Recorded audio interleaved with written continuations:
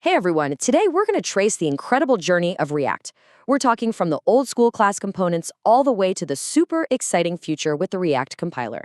But here's the thing, we're not just going to look at what changed. We're going to dive deep into the why. The real reasons behind the tools you're probably using every single day. So let's get right into it. So it really all boils down to this one big question, right? Why did React even need a revolution? I mean, it was already super popular. So why the massive change? Well, turns out, to build the future, the React team first had to fix some really nagging problems from the past, and that's exactly where we're going to start. All right, section 1, the problem with classes. We're taking a look at what I like to call the old world of React. So picture this. Before 2019, if you wanted your component to remember anything, to have its own state, you had no choice. You had to use a class. And yeah, it worked, but boy, it came with a lot of baggage. And these weren't just small annoyances, they really piled up on each other. I mean, first off, just to get a simple component up and running, you had to write so much boilerplate code. Then, you had to constantly fight with the this keyword, always remembering to bind it in the constructor just so things wouldn't randomly break. And maybe the worst part, your logic got scattered all over the place. Think about fetching data. You'd have a piece of it in component did mount, another piece in component did update. It was a mess to follow. But the real kicker, trying to reuse any of that stateful logic, that was the biggest headache of them all. So how did people try to share logic? Well, they used patterns like higher order components. And what that meant was you'd end up wrapping a component in another component, which was wrapped in another component. You see where this is going. It led to this deeply nested, confusing component tree, and the community had a perfect name for it: wrapper hell. It was an absolute nightmare to debug, and your code structure looked nothing like what you were actually seeing on the screen. Okay, so to slay the dragon of wrapper hell and all those other class problems, React gave us hooks. And listen, this wasn't just some new feature. It was a complete paradigm shift, a totally new and frankly way, way better way to think about building our components. The whole philosophy behind hooks is just elegance and simplicity. Suddenly, you could use state in a plain old JavaScript function. No classes needed. You know how logic was scattered everywhere? Well, hooks let you put related code together. Your data fetching and your cleanup code could finally be neighbors living in the same spot.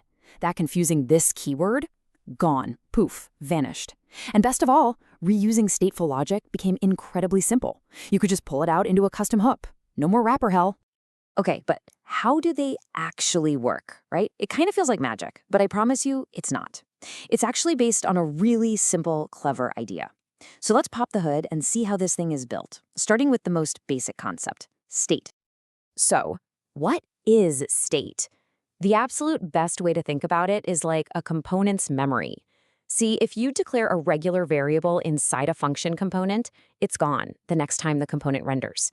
It has amnesia. But state is different.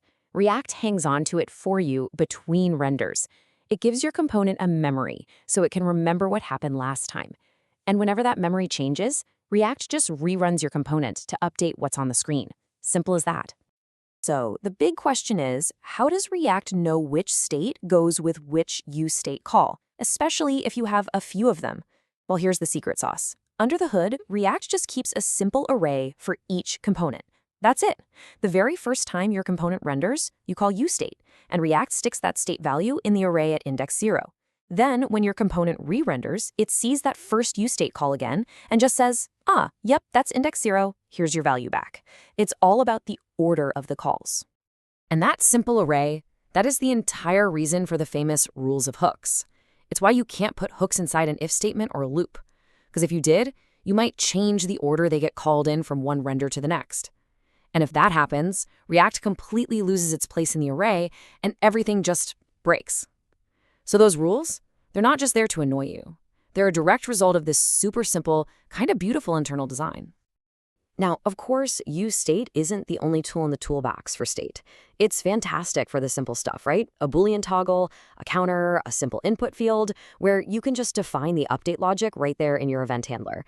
But when your state logic starts getting more complicated, especially when the next state depends on the previous state, that's when you should reach for useReducer.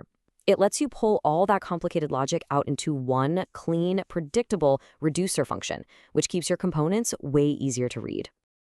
All right, so we've got a handle on building components with clean, stateful logic using hooks. The next level, the thing that separates the pros, is making them fast. And that means we need to talk about one of the most common performance killers in basically any React app, the unnecessary re-render. So what is an unnecessary re-render? It's exactly what it sounds like. It's when a component goes through the whole process of re-rendering, even though for the user, absolutely nothing on the screen is going to change. In a small app, you might not notice, but in a big application, all those wasted renders can really add up and make your UI feel slow and sluggish. So, why does this even happen? Well, the main culprit is a tricky JavaScript concept called referential equality. Here's the deal. Every single time your component renders, any functions or objects you define inside it get recreated from scratch. They get a brand new address in your computer's memory. So even if a function does the exact same thing as the last one, to React, it looks like a brand new, completely different function. And if you pass that new function as a prop to a child component, React goes, whoa, a new prop, and forces that child to re-render too. So how do we fix this? Well, React gives us a special toolkit for what's called memoization, which is really just a fancy word for caching or remembering things. First, you've got use memo. This one remembers a value, so you don't have to redo an expensive calculation over and over. Then there's use callback. This one remembers a function, so it keeps the same memory address between renders. And finally, you have react.memo. This is a wrapper for a whole component, and it basically tells that component, hey, only re-render if your props have actually changed. Using these three together is how we fight back against those useless re-renders. Now, let's be real for a second. Juggling all that use memo and use callback stuff, it's hard. It adds a ton of complexity to your code. And that brings us to the final and honestly, the most exciting part of this whole story, the future. Because all of that is about to change.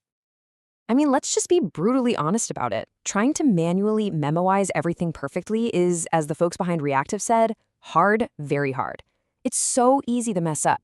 You forget one little thing in your dependency array, and best case, you get no performance benefit. Worst case, you introduce a really subtle, hard-to-find bug.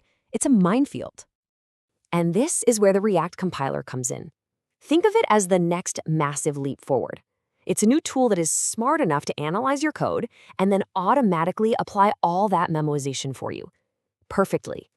Every single time. It basically takes this huge, complex burden of manual performance tuning right off our shoulders. And the impact of this is going to be huge.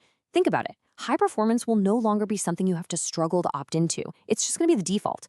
A whole category of bugs and complexity will just vanish.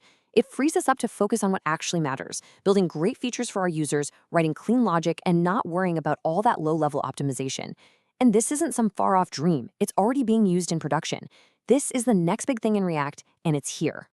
So that leaves us with this one last, really exciting question to think about. For years, developers have spent so much brain power just managing re-renders and fighting for performance.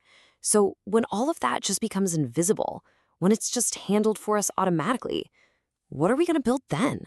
What new, more complex, more amazing things will we be free to create? The future of React isn't just about being faster. It's about being simpler so we can build bigger.